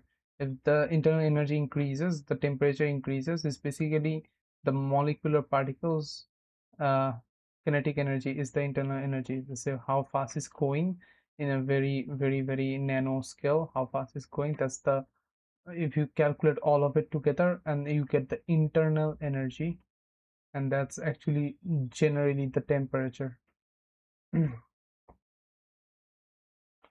Okay, so that is what is going to happen. So if temperature increases, the internal energy will increase. Temperature decreases, that internal energy will decrease. Okay, let's do next question. Volume order. So pressure, temperature kept constant, pressure reduced, volume order. So P equals to nRT. Temperature is constant, that means this is, so if pressure increases, the volume would decrease. The volume, in this case, pressure was reduced, so the volume will increase. KQ1 Q2 by R square. Okay, we all know the legendary Coulomb's law, which is often compared to the gravitational law of Newton. And there are actually lots of conspiracies of who copied who and stuff. Anyways, so KQ1 Q2 by R square is the Coulomb's law, and we can see that the relationship with force and Q1 and Q2, it's actually equivalent. And on the other hand, if we are seeing the relationship between force and the R square, the relationship is inverse, and it's actually exponential as well. So if we increase the radius, the force is going to go down at an exponential rate. If we draw a graph, right, it's going to be going down in an exponential rate. Anyways, contact charging. Okay, this is very important. If two different charges touch each other, let's say this is plus 5 Coulomb, this is minus 2 Coulomb, right? If they touch each other and then reach equilibrium, their entire charge will just their charge will be distributed equally among them. So this is the entire charge is plus 5 minus 2 is plus 3 Coulomb. So this will have 1.5 Coulomb, and this will also have 1.5 Coulomb. And if you separate them, plus, and so at the beginning they had plus 5 and minus 2 Coulomb, but at the end they will both have 1.5 and 1.5 Coulomb. That is basically the math of this part. Anyways, this is also called the conservation of charge. Like, no matter what you do in a system, if the charges do not escape from that system, that the summation of their charge remains a constant. Anyways, let's look at this question. What is the correct judgment about the charge C? Let's look at the options first. Positively charged, charge amount less than B. So it's talking about the charge C, right? So let's read a little from the beginning. So A, B, C are located at the vertical, because these are point charges, okay? And they're carrying positive charges. A and B are carrying positive charges. So if A and B are carrying positive charges, their force will be just perpendicular to the horizontal like this, right? But they're they're actually not like this. They're actually towards the C, right? Towards the C. That means it has to be a negative charge, because if it was a positive charge, it will be like this. Okay. So it is a negative charge. We can confirm that. So it's between these two options. Charge amount greater than B or less than B. So how can we figure out if it's greater or less than B, right? So let's see. There are, C is actually pulling it towards it, and the A is pushing this B is pushing it towards this area, C is pulling it towards this area. So if they were equal, it would have been in the right in the middle, right? But as it's less than that, and we can actually see that BA is less than 60 degree here. So BA, well, extension of the line BA. So this is less than 60 degree. That means, and this is 60 degree, by the way. If it reaches 60 degree, that means they're equal. And if it reaches more than 60 degree, that means it's smaller. And if it's less than 60 degree, it's eventually, this is the one who is smaller.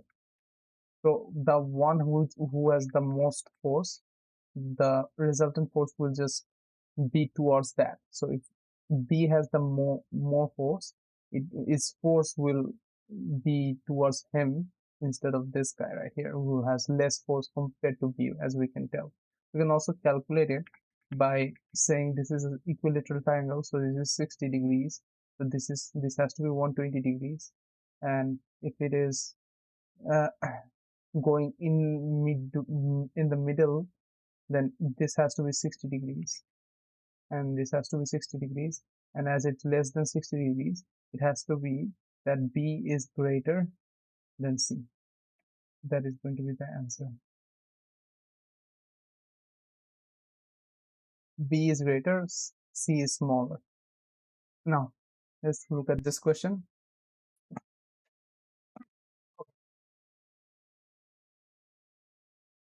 So actually I couldn't do this question in the actual exam, but I did look at look at it after and how to do it. Is so if we consider that this is a distance d, this is also another distance d, right? So we can say AC is 2d, right? So we're gonna look at what the question says first. As shown in the figure, two identical mirror metal balls are fixed at A and B in vacuum with charges plus Q and minus 5Q respectively.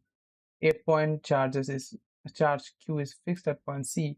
Electrostatic force F1 AB is equal to BC. AB is equal to BC. Okay. So if brought into contract and returned, the force becomes F2. Thus F1 by F2 is. So this is a big math. So let's see. Let's try it. So first of all, we have minus 5Q and plus Q, right? So at the beginning, let's try to calculate the F1 first. And F1 is basically the force applied, the resultant force applied by both these charges to this small charge, right? That's what is said here. So let's go calculate the how much force is applied by this plus QA charge. So if we just do F equals to K, Q1 is Q by R square, where is 2 is AC is 2D, so 2D whole square. So it's just K Q by 4B squared, right? This is the F1. No, it's not even the F1. It's the amount of force that this charge is giving this charge, and it's actually, as it's positive, is actually giving it this way, and this is gonna give it in this way. So let's calculate how much power or how much force B point is applying to C point. So if we wait 1 second, can everyone hear me? Okay, yes. That's actually very simple as well. So what we have to do is just, instead of we are just gonna do F equals to K into Q is minus 5Q times Q by, as the distance between them is just D, we're just going to do D squared. And then we can see minus 5Q by D squared. Of course, there's a K. Anyways, so as we can see, these forces are opposite to each other. So we have to, if we want the resultant force, and the resultant force will be the resultant force will be minus 4K Q. Oh no, sorry. There's K by 4 and it's minus 5, right? So let's just take this part a constant, because all throughout this math, they won't really matter. Q K by D square, Q K by D square. Okay, so let's just say this is X. Okay, this is X, right? So it says X by 4 minus 5X, right? So if we add them all together, these are the forces. If we add them, then it becomes 20x. Actually, it becomes 19x by 4, right? Becomes 19x by 4. So we can, this is the F1. And after that, we have to calculate a lot more.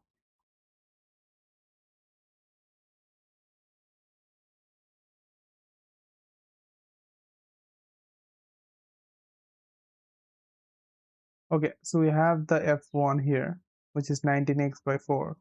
And then if you want to calculate the F2 is when these two charges were brought together, right? If the if brought into contract, as you can see, these two charges are brought together, so their individual charge will be -2, -2, right? So if we calculate the force between them, it's just going to be K minus 2Q minus 2Q by R by 4D squared, right? Minus 2Q by 4T squared, and this will do K into minus 2Q by D squared. So this is again minus half x by minus 2x, right? So it's just going to be 3 by 2x minus, and then if we is going to be 19 by, wait, did I make a mistake? I think I did.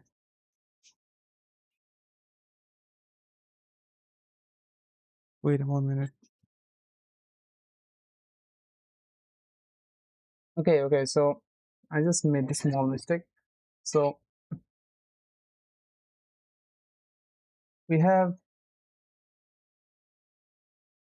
half x and minus 2x. So if we add these two together, minus half plus half x plus 2x, add these things together. Okay, so this is definitely minus. Wait, so 1 by 2x minus 2x is equals to just equals to minus 5 by 2x, right? So we have 19 by 4x and 5 by 2x. So if we just multiply by minus 10 by 4,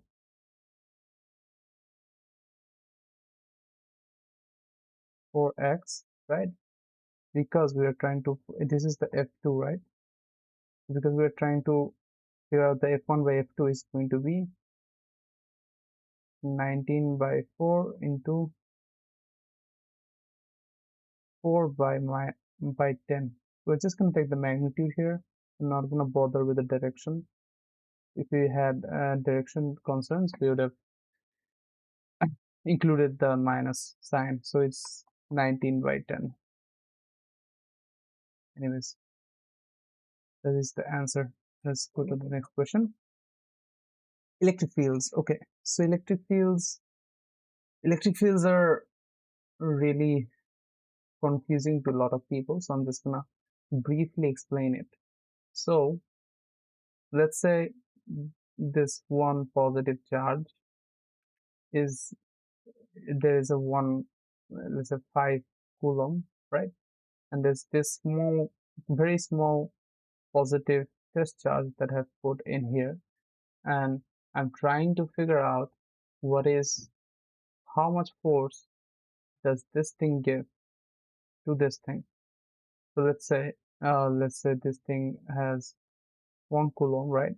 So we would figure out by doing F equals to K Q1 Q2 by R squared, right? So the force would be something like 5K by R squared,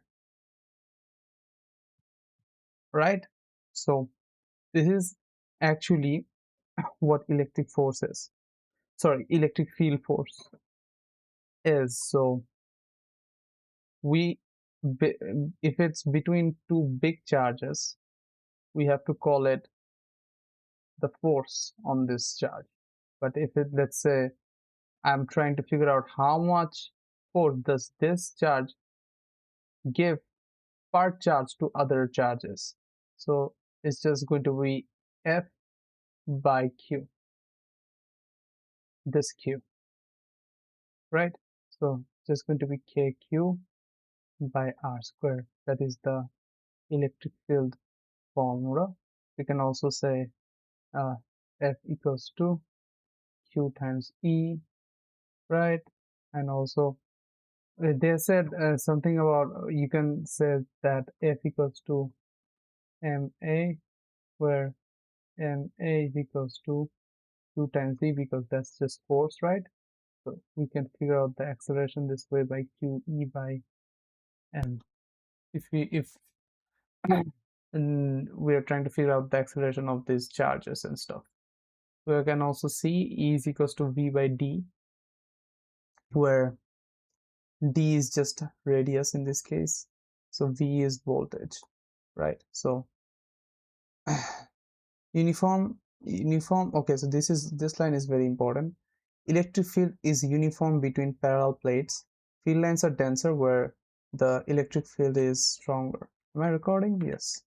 Okay, so when there are denser field lines, electric field is stronger. If the field lines are far apart, they're actually weaker.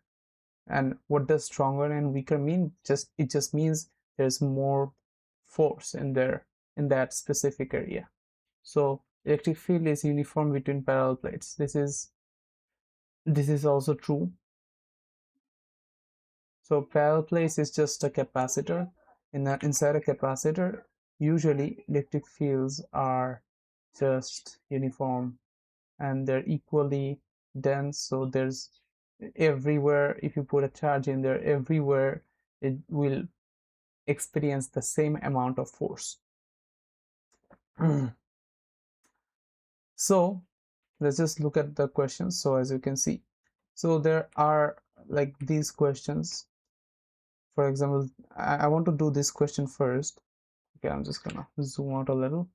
Okay, so okay, this thing just got messed up a little, but still I'm just gonna explain it. So as you can see in here, in this part, the lines are very dense, and in this part the lines are far apart.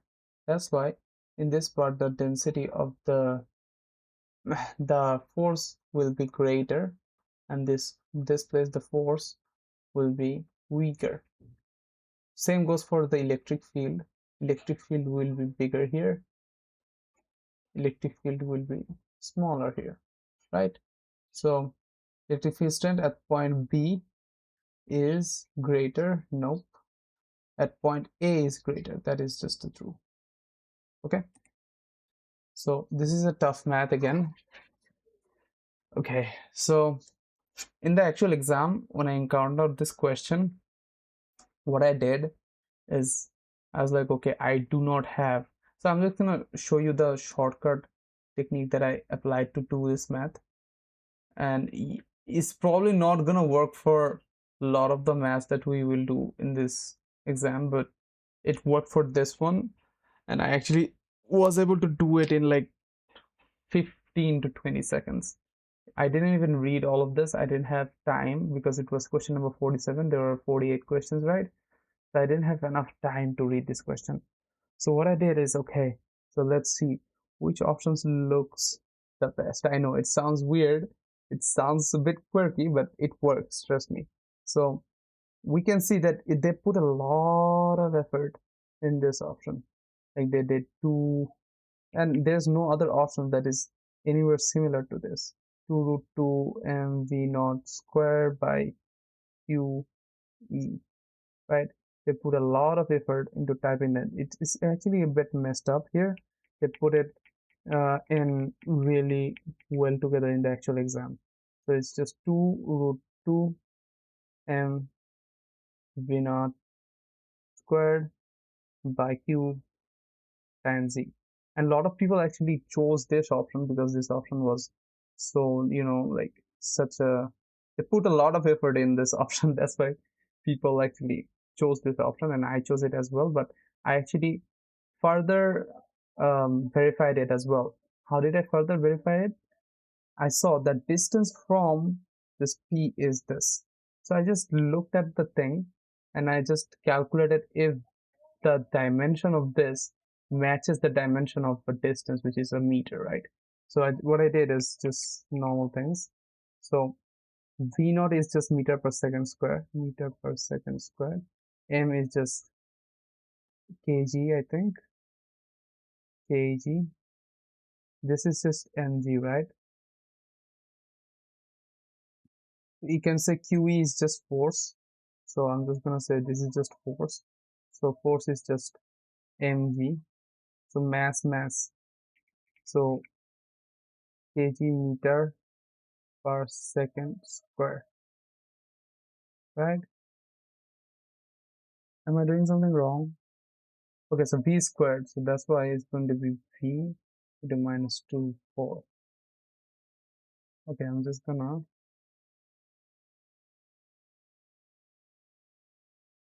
2 root 2 mv naught square. 2 root 2, let's just forget about these things. M v naught square. M is the mass, so kg. V naught is meter per second whole square. Meter per second whole squared by Q is charge into E. So Q into E is just F. So it's just Newton, right? Newton is mass times acceleration. So mass is kg times acceleration is meter per second squared, right? So if we cross the kgs out, this is just meter square per second inverse 2 by meter per second square. And if we do this, we will get just 1 meter. So the dimension of this actually matches the dimension of the distance. And I checked this and I was like, okay, this is the option that is the correct one. And guess what? It was. So, and now let's actually look at how to solve this question. Even though I solved it this way, doesn't mean that people have to solve it this way, but these are the things that you have to look out for. These are the things that you can use to get away with not doing this maths, because these maths or these questions are really tough. You're not gonna, the first time you're attempting them, maybe you're not gonna get them in like maybe 2 minutes, right? So this is really tough for an international student who hasn't studied Gaokao or something, right? Anyways, so let's see. Distance from P is this. Okay. So as shown in the figure, a particle of M, so this is a mass of M, and the charge of Q equal to Q is bigger than 0. So it has a positive charge horizontally into uniform magnetic field, vertically downward. So these are downward electric field. Okay, that's why it's moving down. So you can think of electric field as a force, right? It's actually moving down. This thing is, it was supposed to go this way, but as the electric field is pushing it down, it's going down, and we can see that this is making a 45-degree angle as well, right? So it is protected from the P point. P is projected from the P point, so it starts from P, and the line Mn with an initial velocity of v naught, given that Mn makes an 45-degree horizontal, assuming gravity is negligible, so there's no gravity. When the particle returns to the line Mn, and the particle returns to the line Mn, the angle of the velocity becomes this. Okay, so I'm just gonna try to prove why is this right? Okay, so let's see.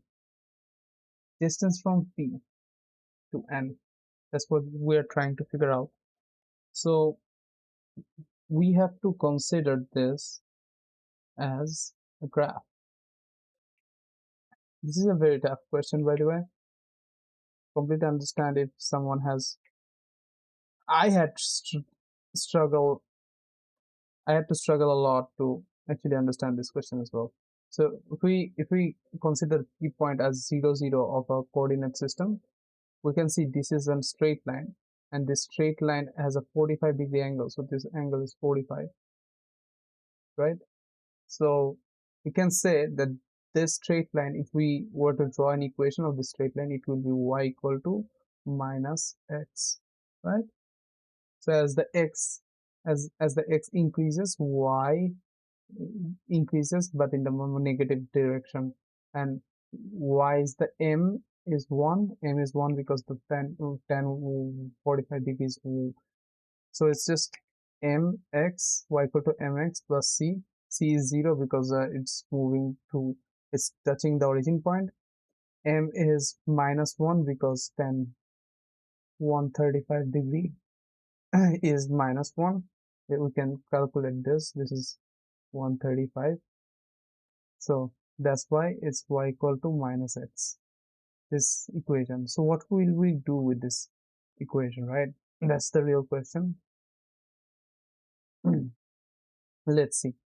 So the fact that we have that equation, we can say that x of time is equals to v naught times t, right?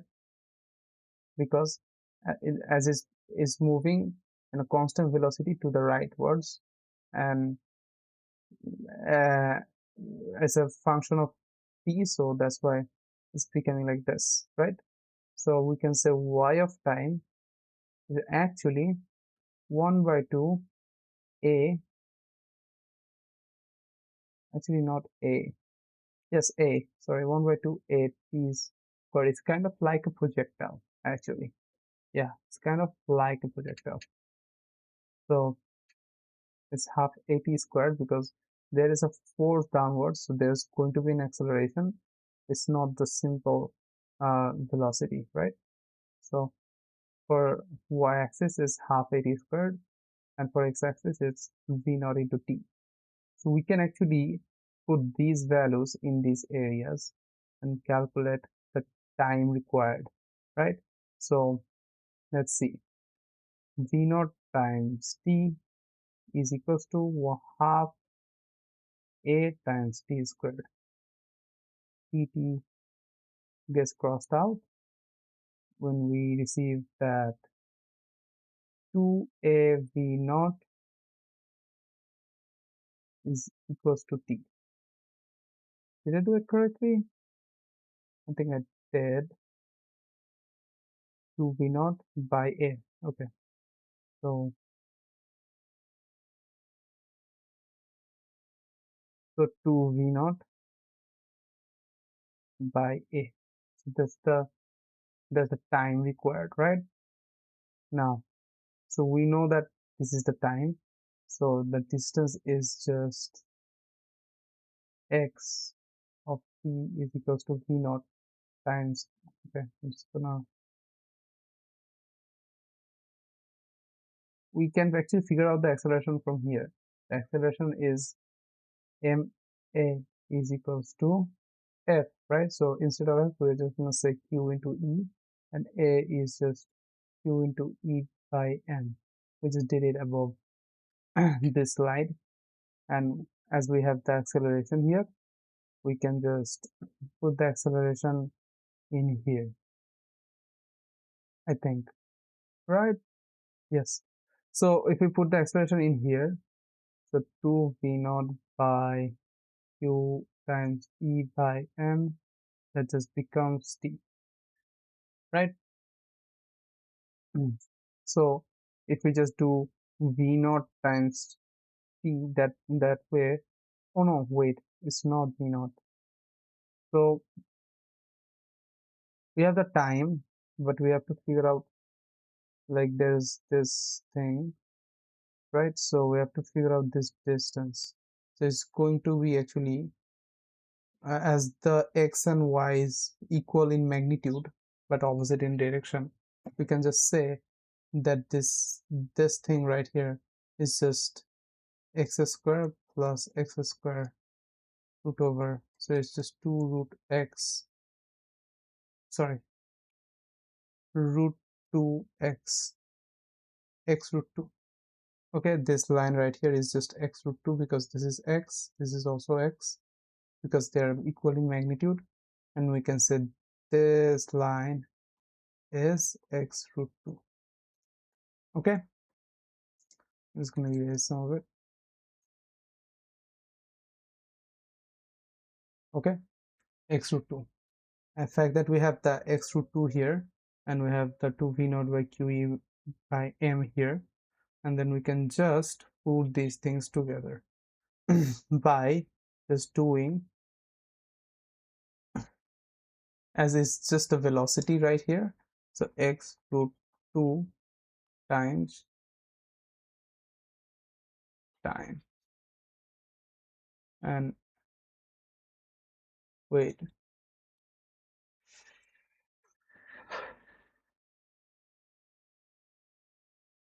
and x is just, no, sorry, x root 2 is, so we have to just figure out the x root 2. X root 2 is the distance right here, it's not the velocity.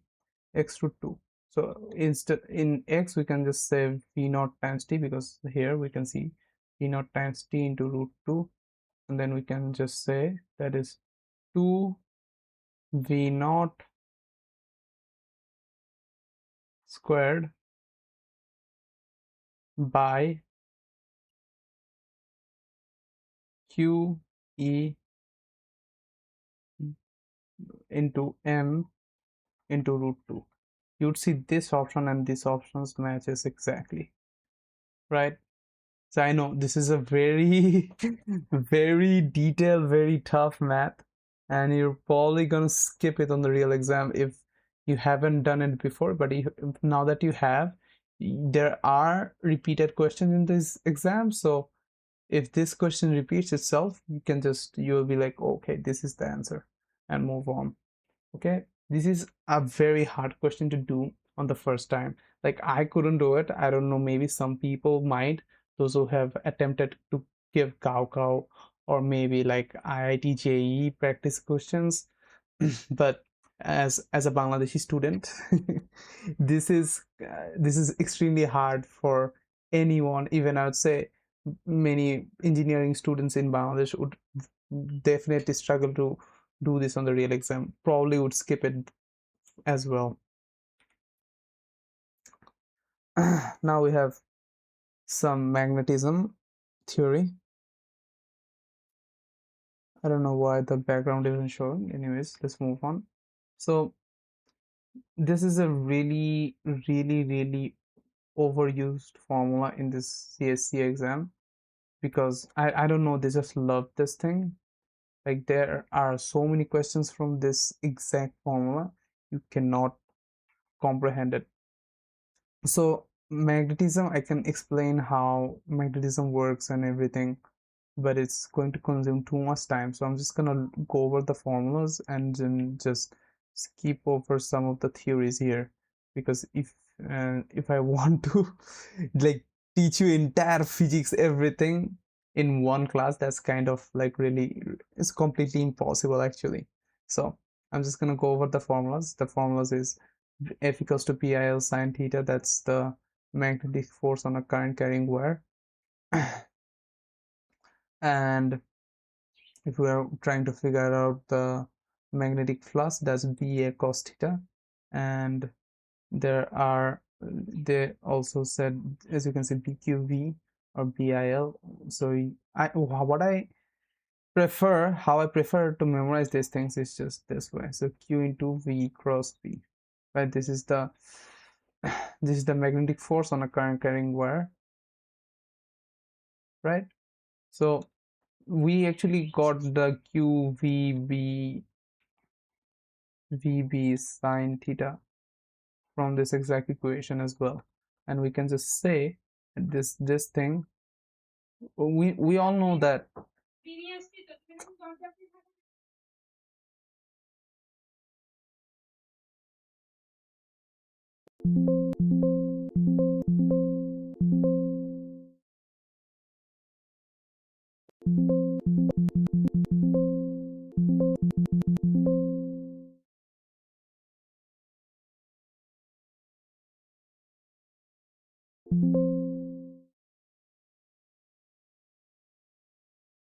Okay, so magnetic flux, magnetic field strength. Okay, so this is the formula for magnetic flux, as you can see, BA cos theta, and then right hand rule. Okay, so right hand rule is very important in this magnetism questions. You will see lots of questions from this right hand rule. It's actually really hard for me to explain without really showing my hand. I can like draw a hand maybe. Yeah, really nice drawing, as you can see. But let's just try to solve some questions. So as you can see, this is just BIL sine theta. Is there a sine theta here? There's no sine theta here. I cannot see no sine theta here. So we see force, we see I, we see L, right? So it's probably wanting the B. So we just divide force 1.5 by 0.5 into 10. That is probably the answer. So 1.5 by 5 is probably going to be 0.3. So next question does the same formula. As you can see, ampere force, this wants the force right now, and it says 30 degrees, so it has the degrees right now. So F equals to B. B is 0.4 times I is 2 times L is 0.5 times sine 30 is half. So half and 2 gets crossed out is 0.2, 0.02 or something like that. No, 0.2, yeah. So let's see. That's the next question. Weber. So it's Weber means, so we just look at the units, and we just assume that it's asking for the magnetic flux, and the magnetic flux diff is just BA cos theta. Okay, so B is 0.8 times A is ampere. Where's the ampere at? Where is the ampere at? Oh, no, sorry, my bad. A is just the area. Okay, so area has a coil area of 0.5, so that's just the area into cos theta. Where's the theta at? Theta 60 degrees, so half. So it's just going to be half. So 40 0.4 is 0.2. Okay. Electromagnetic induction. This is also, these are like the question from electromagnetic induction and Lenz law. They're really tough questions, and you need the right hand rule to do this. So I'm just gonna show you an example. Okay, so shown in the figure, long straight wire with a current of I, a rectangle metal wire absorbed from ABCD is fixed with side CD parallel to the wire. By adjusting the current I, magnetic induction intensity at each point in space increases uniformly over time. Okay, it doesn't, where is the current's direction? On the long straight current rectangle meter. Whoa, bro, where is, like, is it moving this way or is it moving that way? That is important. As shown in the figure, right side of the long straight wire with a current I, a rectangle metal wire ABCD is fixed, okay, with the side CD lay parallel to the wire. By adjusting the current I, the magnetic induction intensity at each point in space increases over time. Okay, magnetic intensity, that's just uh, intensity. Okay, so it's just del phi is increasing over time, right? Or no? Intensity means B is increasing over time. Okay, B is increasing over time. That means there is a change in magnetic flux, right? That means there's going to be an EMF for sure. Yes, there's going to be an EMF, but the direction of the A, B, C, D, A, B, C, D, A. So if it moves downwards, if it moves upwards, no, if it moves downwards, this is true, right? If it moves upwards, this is not true. I have to know if it moves upwards or not. Is it told the right side is straight where the current I? Where is the eye moving? Where's the arrow? I swear to God, there was an arrow, and this was actually wrong. Like, I think this is this way, or no, this is this way. So it's A, D, C, B. It moves in this way. Okay, so this is the arrow, okay? So let's just do the math this way. So I is moving this way, and that's why the I is moving this way, and there's a changing flux. Changing flux means there's going to be an EMF, because EMF or voltage is equals to just d phi by dt. There is a negative, but we're gonna work with the actually the negative is important here. So fact that this I is going this way is actually counter, it's actually clockwise, right? So that's why in order to balance it, the the current induced here will be anti-clockwise. Okay, that's basically the Lenz law, right? So it has to be anti-clockwise, otherwise it will just define, just completely amplify everything forever. So that's why in order to balance things, this is just how it works. So magnetic induction at each point in space increases uniformly over time. Okay, so let's see. So this is, first of all, this is wrong because it's moving anti-clockwise. So, and this is moving clockwise. So the induced current in the frame gradually increases. Current increases. Does current increase? And voltage does increase, right? If voltage increases, current should increase. Frame expands horizontally towards the right. Okay, I think towards the right.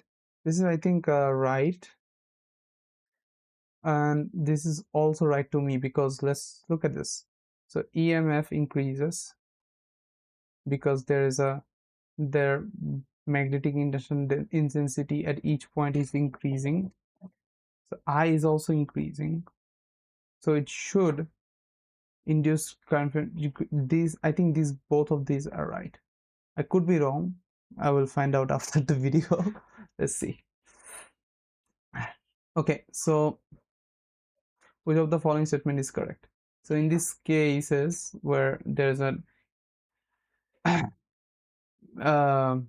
U-shaped metallic rod, and it's a magnetism question, and is the rod is sliding this way, we have a formula for it, and it's just if EMF is equals to PLV.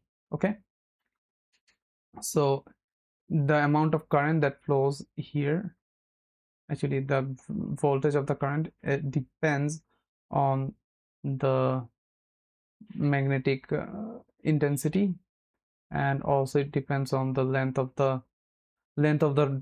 this rod and the velocity that it goes. Okay, so from here we can see the current flowing through segment A. So it doesn't flow through the segment A at all. It will flow through here. Okay, so the magnetic flux passing through EBC F remains unchanged. Passing through EBC remains unchanged. Okay, so no, the magnetic flux will constantly change as the area is becoming bigger and bigger as it has a velocity. The area of this thing becomes bigger and bigger, right? So that's why a becomes bigger. That's why the magnetic flux will constantly change. So there is a current flowing through the segment BC. Yes, this is correct. Wait, right? Yes, there is a current flowing through the segment BC. Magnetic flux passing through EBC decreases. No, magnetic flux passing through EBC does not decrease. It increases, just like I told before, because the area increases, the magnetic flux will increase. That's why this will be the right answer. Okay, so this was in the sample question, this was in the January and December question. So we probably all have done this question before, but I'm just going to go over it again. So as we said, this is the same formula, EMF equals to B times L times B, right? So where L is the length of the rod, V is the velocity. So as long as the wire AB reaches the certain velocity, external force is removed, the wire AB can also maintain a uniform motion on the frame. This is not right. Why? Because there will be a backward force, magnetic force. As it will have motion, it will have a magnetic force restraining its movement, because it is constantly using his velocity to convert into a current flow, right? That's why it's gonna slow down its movement, so it's not gonna continuously move at the same speed. So that's why this option is wrong. Where AB is not only subjected to tension force but also magnetic force. Okay, so where AB, so this is B by the way. Anyways, so where AB is not only subjected to tension force but also electric field force. Okay, the higher the velocity of the wire's AB's movement, the smaller required pulling force. Okay, so wire AB is not, this is actually the right answer, because when do we experience a tension force? We experience a tension force when there is two opposite forces pulling on one single object. Okay, that's when we experience tension force, right? That's why this is the correct answer. This is basically the tangent of this projectile, and we can just, from common sense, we can just say it's T. Two-dimensional kinematic. Okay, so yeah, so it's just talking about projectiles and stuff. And do we have a question about projectiles in here? Oh yeah, so basically let's just look at the questions. It says the initial velocity was twice, lands on the same ground, okay, so they double the velocity, I can get that, but what else they are saying? Ball is thrown again at the same height horizontally. Okay, so horizontally, and it lands on the same ground, so it's the time taken to fall becomes twice of the original. No, I think not. Displacement becomes twice of the original. Yes, I think the displacement will become bigger. So if we have this small velocity, it will just fall, and if you have this big velocity, it will fall twice as far. That's why this is the correct answer. So that's how we are probably done with all of the January questions. We have given the slide. If you want the slide, there are lots of nice steps and stuff in the slide. If you want the slide, you have to join the WhatsApp. It's completely free. We will have it in our WhatsApp group. I will link it down below in the description. And we all know that in January, lots of people actually give a really bad exam. Like I have some friends that studied like 50 hours plus, but they really did they didn't get what they expected in the exam, right?